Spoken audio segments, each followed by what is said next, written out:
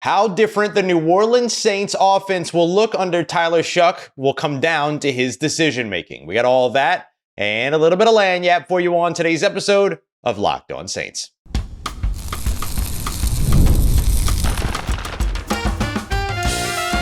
You are Locked On Saints, your daily New Orleans Saints podcast.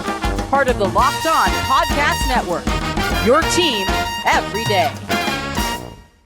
What is good, Who Dat Nation and Who Dat family? I am your host, your friend, Ross Jackson, New Orleans native, your New Orleans Saints expert and credentialed member of the media covering those New Orleans Saints as a Saints beat writer over at LouisianaSports.net. And on today's episode of Locked On Saints, there's a renewed rejuvenation among Saints fans and the New Orleans Saints with their new quarterback on the way, which you need to know about non-first round starting quarterbacks and why it's okay to root for Tyler Shough. We'll also take a look at the little changes that have big impacts thanks to some help from some great insight from running back Alvin Kamara. And we'll kick everything off today with how the New Orleans Saints offense could look different under Tyler Shough and why it's all about his decision making. We got all that and more coming up for you on today's episode. We appreciate you very much, whether it's your first time or your next time being here with us this time, making us your first listen and being an everydayer here on the show, which is a proud part of the Locked On Podcast Network, your team every day. Today's episode brought to you by Mazda. Just like your favorite players, Mazda sweats every detail because when you make every move count, pulling off the unexpected is only the beginning. Stay tuned later for highlights in this week's Moving the Game Forward. Mazda, move and be moved. The New Orleans Saints offense is expected to look a little different under quarterback Tyler Shough, or rather with quarterback Tyler Shough at the helm under Kellen Moore. Though I don't expect the play calling to be very different. It really comes down to how Tyler Shough sees the field and likes to attack certain looks versus how Spencer Rattler saw the field and liked to attack certain looks. And that's something that was backed up a little bit when we talked to offensive coordinator Doug Nussmeier, who had this to say about how they do things differently with a new quarterback under helm. Well, sure. I mean, anytime, you make a change at quarterback and you're playing with a different quarterback, you want to, do the things that quarterback does well. I mean, you look at certain coverages and there's different beaters for the same coverage. And you go, well, this guy likes to throw this better than that. So, hey, we'll throw this because he likes that coverage beater better than the other one.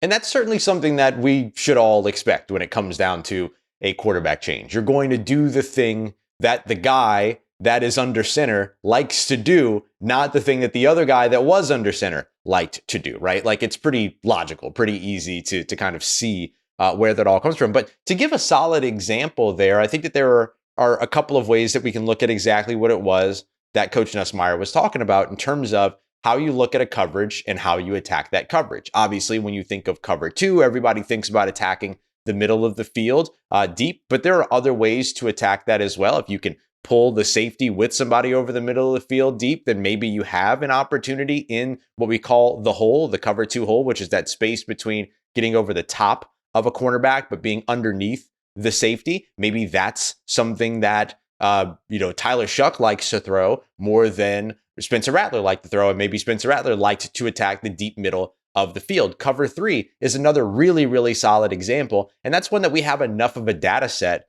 to look at. I mean, if we're just thinking about Tyler Shough versus cover three, he had 11 attempts in week 8, and he mostly focused on the perimeter outside the underneath zone coverages. Because when we're talking about cover three, you usually see 3 deep coverage. It doesn't always have to be safeties, but a deep coverage safety in the middle of the field, and then 2 corners maybe that drop back and take the other thirds of the field in that way, and then some underneath zones.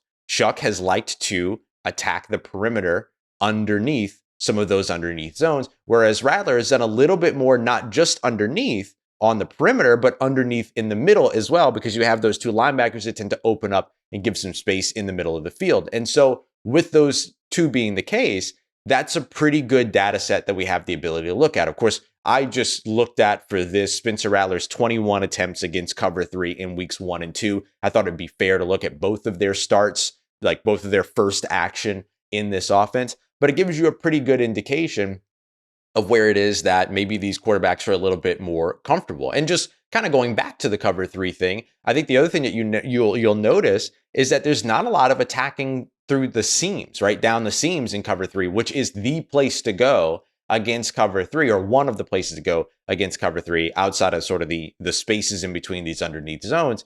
And neither quarterback in their first action really took advantage of those opportunities. Spencer Rattler's got a couple of attempts within his first 2 weeks, but then later on got more and more comfortable attacking that area. Tyler Shough has not attacked that area yet, but he's also only come in as a relief quarterback so far, not somebody that's game planned throughout the weekend and kind of built into his rhythm, hey, this is what I like against this look. And so perhaps with an extra week of preparation and a week of practices and things like that, you get into an opportunity to where he gets to feel out what it is that he likes to do against that cover 3 look, or against that cover 2 look, or against those quarter looks, which yes, you can beat over the top. And so all of these other things that you see, there's an opportunity here for Tyler Shough to really kind of settle in and figure out what that looks like for him. But this inherently creates a level of decision making that makes the offense look different. You can call the exact same play, but if there's one route that attacks the seam, another route that attacks the middle of the field, and another route that attacks the perimeter on the outside underneath, and that's all up against a cover 3 look, 3 different quarterbacks might throw 3 different routes, and therefore the offense looks different 3 different kinds of ways. Does that make sense? So there's a lot of different ways that you can kind of go through and attack these individual coverages, but each quarterback might think about it differently, which makes the offense look different. The other way that I think that this offense gets to look a little bit different is the decision-making under RPO circumstances. That's the run-pass option. It's like not necessarily the play action, but you have the option to hand the football off. And if you choose not to hand the football off, then you've probably got a quick pass to get to the outside. Spencer Rattler liked to throw out of RPOs. That was a big part of what we saw in his game all throughout. And so does that change with a Tyler Shough? Does Tyler Shough like to hand the ball off in those situations where handing the football off makes sense and of course is present, right? We have to make sure that we're keeping in consideration that sometimes you don't hand the ball off because the defense forces you not to hand the ball off, and then your only opportunity then is to throw. So we saw a total of 52 RPOs with Spencer Rattler, according to Pro Football Reference. 41 of those were throws, only 10 of them 41 of those turned into passing attempts, only 10 of those turned into rushes. And so maybe we see a little bit more, a larger weight, if you will, of those RPOs turning into runs under Tyler Shough as opposed to passes. Therefore, you'll see maybe the rushing attempts tick up in those situations.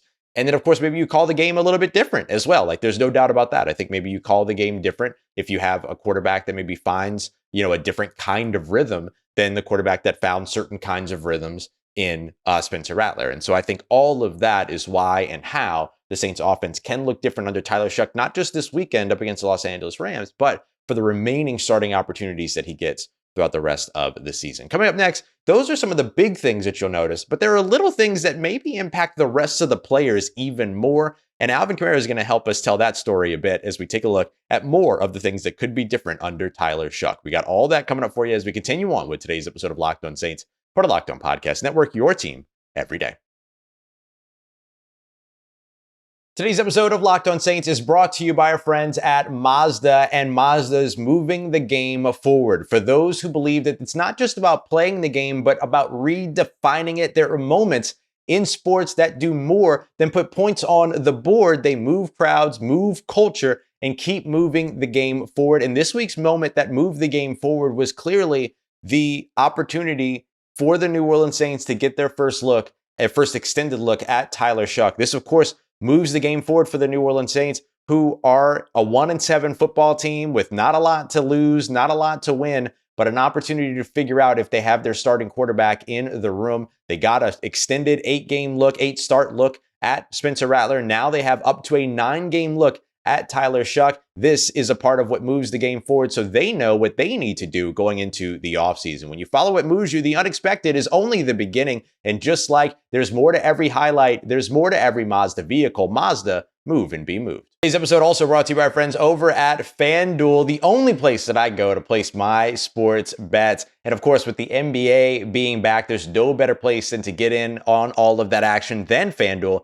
the official sports betting partner of the NBA. And look, even if you miss the start of a game, it doesn't mean that you're left out of the action. Over at FanDuel, they have live bets on everything from who will score next to fourth quarter comebacks. Plus, you can even combine your live bets or for a same game parlay for an even bigger payout. Live betting is one of my favorite and most fun ways to get in on the game over at FanDuel. The New Orleans Saints 14.5-point favorites on the road going up against the Los Angeles Rams. Maybe you like the points there. Certainly a place that you can get in. And right now, FanDuel customers, new customers, can get $300 in bonus bets if your first $5 bet wins. So head over to FanDuel.com today to sign up and start playing your game with FanDuel, the official sports betting partner of the NBA. All right, family, we can sit here and discuss all of the big things that might look different with quarterback Tyler Shough now in the game for Kellen Moore and the New Orleans Saints. But there are some smaller intricacies that could have some pretty big impacts for the team as well. Like a lot of the things that we discussed early on in the season for the Saints that were big time issues were things like pre-snap penalties, kind of those pre-snap errors. We call them, well, not we, but the players call them MEs. And so therefore you'll hear media refer to them as MEs every now and then, mental errors, things like that are the kind of like unavoidable or completely avoidable situations, right? It's not a face mask penalty that, a hand gets in and, you're just kind of grabbing, trying to get a body down. And then all of a sudden you grab, the face mask or something like that. It's something that, hey, the snap count, don't false start. You know what I mean? Like it's those kinds of things that are typically referred to as mental errors. And so we saw a lot of that for the Saints early on in the season, and we've continued to see a lot of it for New Orleans throughout the year. The only difference is that it stopped happening early in drives and started happening like 8-9 plays into a drive as the team approached the opposing 40-yard line. For whatever reason, that area has been really tough for them. Maybe that's a place where we see a little bit more efficiency for New Orleans. That would be a huge thing, not just from the quarterback change, but just from the offense as a whole, to not stall out on those long drives. They have these 12-play drives for like 43 yards and stuff like that. Like you got to get past that, right? If you're holding down a 12-play drive, you've got to be getting into the red zone at least. You got to be able to be putting points on the board. And so for New Orleans, like there were all those little sort of intricacy moments that could end up playing into how this team fares in the early goings of Tyler Shough's starting opportunity and in the late goings of Tyler Shough's starting opportunity as things begin to fall into rhythm. To give you a really, really solid example on this, the always candid Alvin Kamara spoke with us on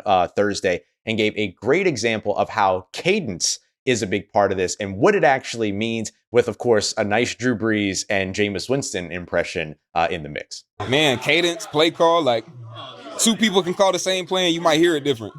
Like I used to with Jameis, y'all know with Jameis, like how he used to call plays and we used to make fun of him, but it's a big thing because, you might get a Drew Brees that might get in the huddle and be like, I'm trying to think of one of our calls. Gun bunch right tight, 22 paint wide read F Trent. And Jameis will get in there and be like, gun bunch right tight, 22 paint wide read. And the cadence is also like the keys that I'm listening for in the play call. Like I'm waiting for it on a certain time, and then you look around and miss it, and I'm like, damn, what do I got? So like with Tyler, I think he's a little bit more mellow than Spencer, where Spencer is a little bit. Spencer's play calls are a little bit sharper and a little bit more like intense. Tyler's kind of like, okay, like it's calmer. So I'm like, all right, I gotta let me lock in real quick because usually when I'm in the huddle with Spencer, I'm turned like I can turn away and just listen to it because it's sharp and intense. And Tyler, I damn near gotta look at him like, all right, okay, yeah, all right, great. So it's such an interesting piece of the puzzle, just how a play is called and how communication happens, right? As a running back that's standing in the huddle, there is a certain point in that play call where his responsibility is named. It's not just what the entire play is. And so he's listening, not just for the entire play, but specifically listening for what his role and responsibility is, because there might be, a hop in there to where he starts on one hip of the quarterback in shotgun and then hops over to the opposite hip in shotgun. There might be, different things about, what position or what route he needs to run, like a flare or something like that. Like there's a lot of those pieces that are inside that lengthy play call, and how things are a little bit different and how the delivery of that play call impacts your ear, especially somebody like Alvin Kamara that spent so long with one quarterback and then now all of a sudden has had 9 different quarterbacks call plays. No, that's true. 9 different quarterbacks will have started a game, let's say it that way, in terms of the people, the cadences that he's had to listen to and everything like that. And so it's a really interesting piece. He also talked about how throwing the football is different for each one of those quarterbacks. And I know, like, Ross, you're making a groundbreaking statement when you say that every quarterback throws the football differently, but we've learned over time that that has an impact on different things: ball placement downfield, ball placement on out routes, right? That's been such a big conversation with guys like Derek Carr, Spencer Rattler, and others. Ball placement in the middle of the field, leading receivers to open spots, throwing to spots as opposed to throwing to the receiver. Teddy Bridgewater, Drew Brees, some of the best that we've watched do that in a Saints uniform. In the post Brees or during the Brees to post Brees era, I mean. And a big conversation also happened during that presser about, throwing to the running back, which is not always an easy thing. We saw that with several quarterbacks that instead of finding or having different ball speeds, throwing to the running back out of the backfield, are just like beaming that thing, right? And it makes it tough to catch sometimes. It was a big conversation around Taysom Hill. But, Alvin talked about how behind Drew Brees, some of the best throwers of the ball to the running back were Teddy Bridgewater and Andy Dalton. And those guys just kind of knew where to put it, knew when they wanted to go to him, knew to let him know, like, hey, this is the play call, but I'm coming to you, like all these types of things. Like those little bitty pieces of extra conversation, extra information, extra input, and of course, extra bits when it comes to the style of how you are as a passer, all factor into other players' performance as well. So when we talk about a quarterback that can elevate the players around them, this becomes a part of it. These little tiny details are the things that separate the quarterbacks that can and the quarterbacks that don't and the quarterbacks that won't and the quarterbacks that can't. Those are 4 different quarterbacks right there, right? And so the ones that, and of course, there's those that will and can and do, right? And so all of those pieces come down to how you elevate the players around you. Do I have an expectation of what that looks like for Tyler Shough? Absolutely not. But the expectation that I do have is that what it looks like his first game is going to look very different than what it looks like his third game, which will look different than his 5th game, which will look different than his 9th game if he gets it this season. And when I say if he gets it, I just mean that there are many factors that go into that: performance, health, availability. All of those things are a part of this conversation. And so for New Orleans, like, this becomes a big part of the, not necessarily evaluation around Tyler Shough, but I think you're watching the progress when it comes to all of that for certain as well. One of the other things that Alvin Kamara talked about was simply just the motion of your hand as a quarterback when you're sending a running back in motion and making sure that you're moving your hand in the same direction that you want the running back to move. And it's little intricate details like that that make everybody a little bit more better, a little bit more sure, a little bit more confident, and therefore a little bit more productive. That, to me, was incredibly insightful from Alvin Kamara. I hope you found that insightful as well, as we take a look at yet another new starting quarterback for this New Orleans Saints team. Coming up next, it's okay to root for success, because this is a rejuvenated opportunity for the New Orleans Saints. We got that coming up for you as we continue on with today's episode of Locked On Saints, part of Locked On Podcast Network, your team every day.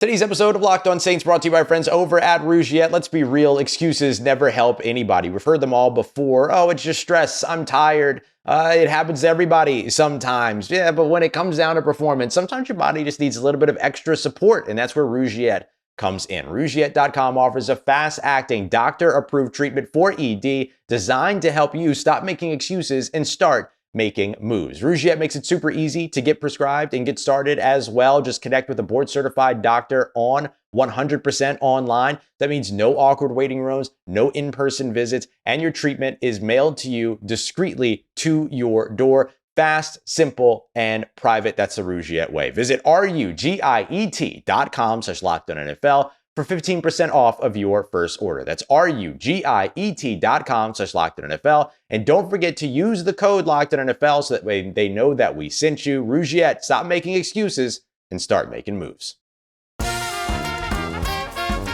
Let's get it, Who Dat Nation. We've done a lot of talk about how things can look different from Tyler Shough, or under Tyler Shough from Spencer Rattler. But for the New Orleans Saints, this is a real opportunity for them. And I know it can be hard to kind of look at it that way with this being a 1-17. It's got a lot of problems, right? Not a lot of things are going well for New Orleans. There's a lot of deficiencies all over the roster. There's a lot of deficiencies in terms of the play. Kellen Moore hasn't gotten the offense going really anywhere near what we expected to see. So there's been some, criticism there, and certainly some criticism that's deserved there. Self-criticism as well about his play calling and things like that. I think particularly his situational play calling has been concerning so far. So you're waiting for all these things to settle in, and you're kind of shaking your fist, and you're kind of frustrated in a way that's completely understandable and completely warranted.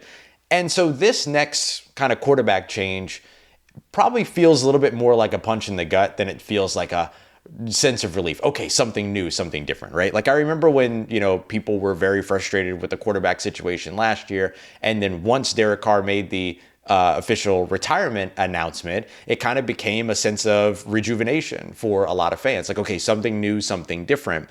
Same thing with Dennis Allen being fired last year and Kellen Moore being hired months later, a sense of rejuvenation. This should feel similar, or can feel similar. I'm not going to tell you what it should feel, but this can feel very similar. And it's okay to root for Tyler Shough to do well, even if you were rooting for Spencer Rattler to do well. The guys play for the same team. They're in the same locker room. They're in the same room. And as far as I understand it, neither quarterback's going anywhere.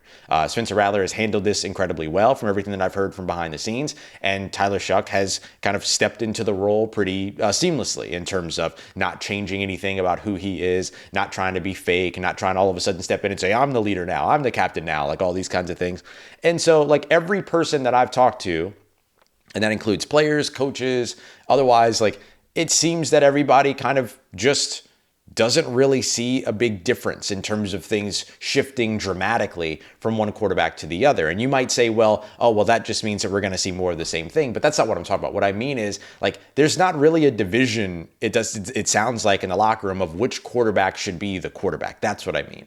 It doesn't feel like there's this kind of monumental shift that all of a sudden, there's some different type of vibe going on in the room or anything like that. Everybody kind of understands the process from what it sounds like. And I'm talking about people that clued me in and keyed me in on some of the things that were going wrong in terms of, locker room and Dennis Allen and what that relationship was and everything like that. Like these same people are telling me things about how, no, everything's still together. Like everybody understands what the process is, everything. I even had one person just flat out say to me like, well, I mean, shoot, we're 1-7. Might as well try something. You know what I mean? Might as well get a look and everything. And so like everybody kind of seems like they're seeing it the same way that a lot of the public is seeing it as well. Maybe not necessarily like the loud social media part of the public, but the people that I talk to on the street, right? Like that's kind of the way that everybody's looking at this. And so I just wanted to highlight like kind of why it's okay to just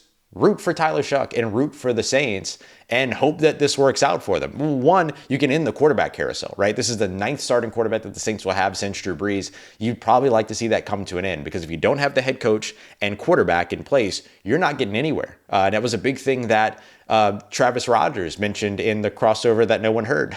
Well, that some of you heard. Some of you were nice enough to reach out and wanted access to it. And so that was a big part of what it was that he talked about in that too, was like the Rams finally got that, right? They got Sean McVay, they got Matthew Stafford, they got the quarterback and the coach pairing, and that has taken them to new heights. And the Saints are trying to find the same thing. And you might feel like there's not a lot of optimism around it. And look, there are odds and reasons why it makes sense. 59 quarterbacks have been drafted from 2016 to 2025 outside of the first round, right? And we're only talking about draft picks here, not undrafted guys. So rounds 2 through 7, it's 59 total quarterbacks according to True Media. According to True Media, 43 of them have started, and there's a win percentage of those quarterbacks of just 41.4%. Okay. And so that's not a ton of winning. And the top 57+% of that winning was done by 3 different players. That's Dak Prescott, Jalen Hurts, and Brock Purdy. And so out of the 269 wins, out of the 650 starts, 155 have come from those 3 quarterbacks that were drafted outside of the first round. And there are only 6 total quarterbacks drafted outside of the first round since 2016 that have 10 or more wins in the NFL. That's those 3 quarterbacks: Jacoby Brissett, Gardner Minshew, and Drew Lock. That's it. So it's not to say that being drafted outside of the first round, my apologies, makes you an automatic, hey, you're not going to make it in the NFL. Obviously, there are exceptions here. And so rooting for Tyler Shough to be one of those exceptions makes sense. Rooting for Spencer Rattler to have been, or to still be, one of those exceptions makes sense. It's cool. It's all good. Like, the idea here is for the team to perform well, but they're not going to perform well until they figure out the right quarterback to help them lead themselves the right way. And once they find that quarterback, then all of a sudden everything changes. And so this is an opportunity now, another opportunity, just like Spencer Rattler provided an opportunity to find a franchise quarterback.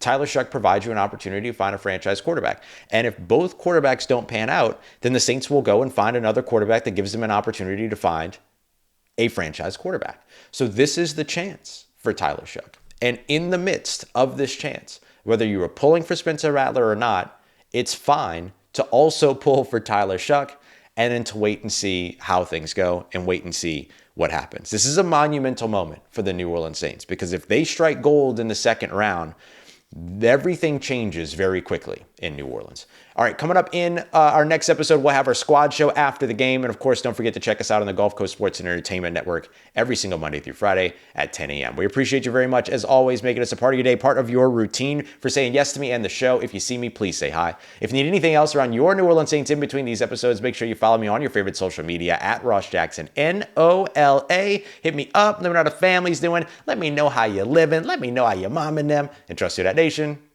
I'll holla at you.